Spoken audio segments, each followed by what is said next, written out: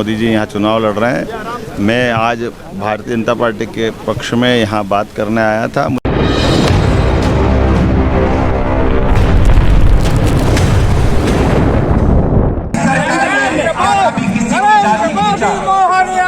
मुख्यमंत्री जी लाइन से चलिए, बहुत अच्छे लाइन से जोरदार तरीके से आवाज आनी चाहिए। नरेंद्र मोदी को लाइन से साइड साइड हो जाओ, साइड साइड लाइन से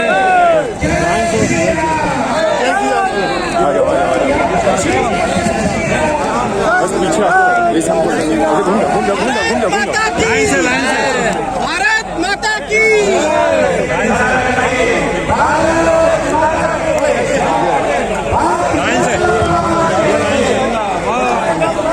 से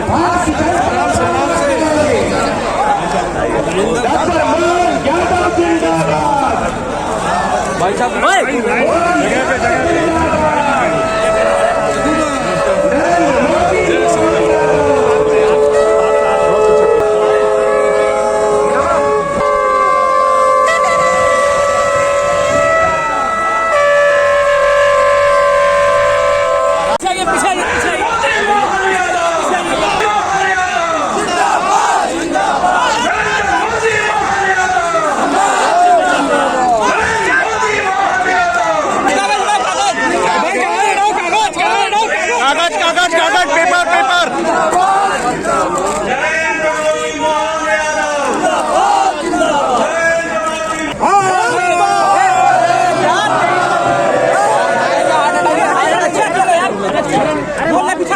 पीछे करो, पीछे सड़े जा रहे सब लोग आगे यार।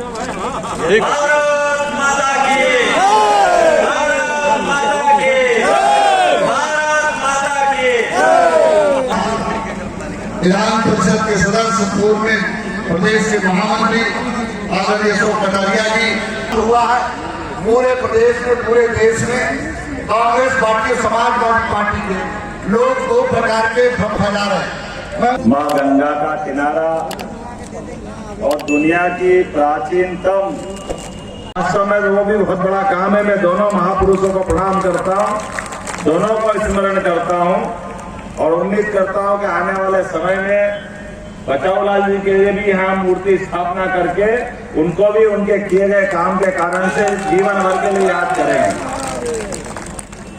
कई कारणों से इस मंच पर मौजूद कांग्रेस को छोड़ गए, दुर्भाग्य से कांग्रेस ने भी ध्यान नहीं दिया। और आप बताओ, मैंने बहुत सारी बातें आपके सामने कही, लेकिन भगवान कृष्ण के जीवन के कोई पाठ्यक्रम आपने कभी पढ़े हैं क्या? आप इतने सारे लोग बैठे, पढ़े हैं क्या आप में से?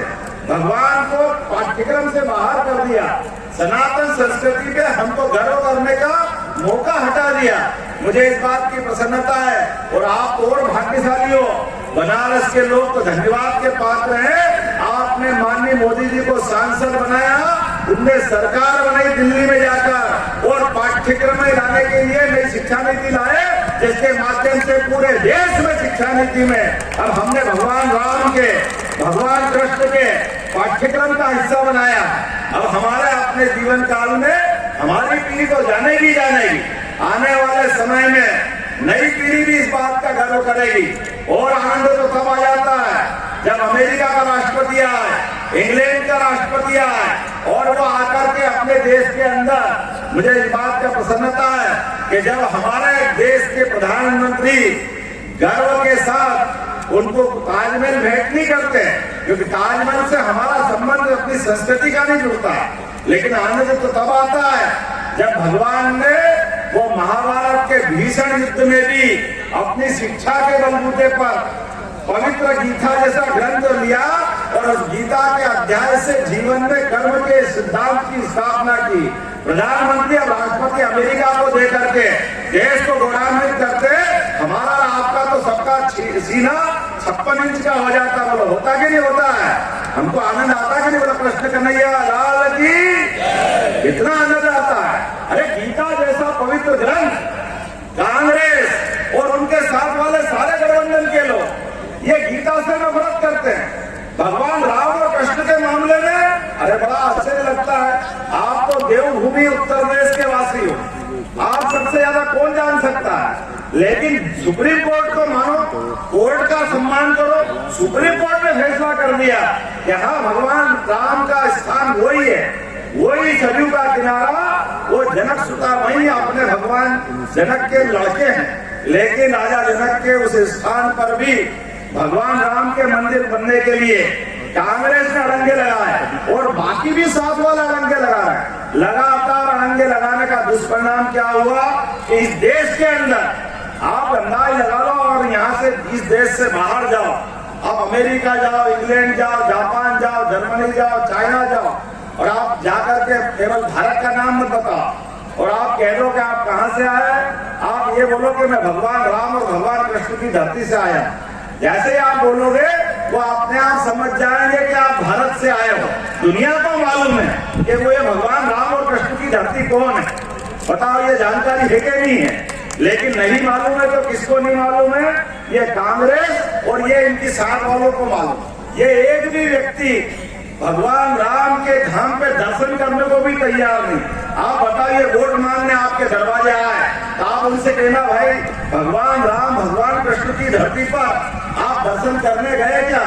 हमारी सरकार तो कई बार बनाई है आपने, लेकिन आज कितना अच्छा आनंद आता है जब भगवान अयोध्या में मुस्कुरा रहे हैं। ये मौका अगर किसी ने दिया है तो यशस्वी प्रधानमंत्री नरेंद्र मोदी जी ने दिया। जोरदार ताली बजाओ यशस्वी प्रधानमंत्री नरेंद्र मोदी जी की।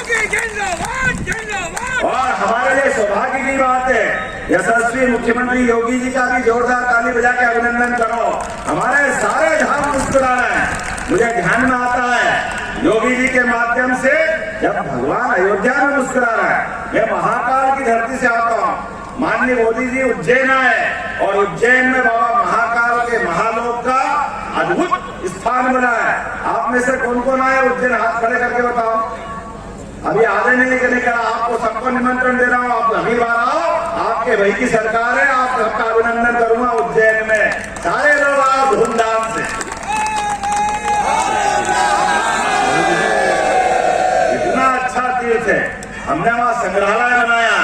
वो संग्रहालय भी 3 तरह के बनाए हैं। एक शिवायन, भगवान शिव की परंपरा, उनका पूरा परिवार, उसकी जानकारी का संग्रहालय, बाबा महाकाल का मंदिर का महालोक। एक मुझे इस बात की प्रसन्नता है, बनारस की इस धरती पर बाबा विश्वनाथ के धाम पर लोकतंत्र के महायज्ञ में देश के नहीं दुनिया के सबसे लोकप्रिय नेतृत्वकर्ता श्रीमान प्रधानमंत्री माननीय नरेंद्र मोदी जी यहाँ चुनाव लड़ रहे हैं।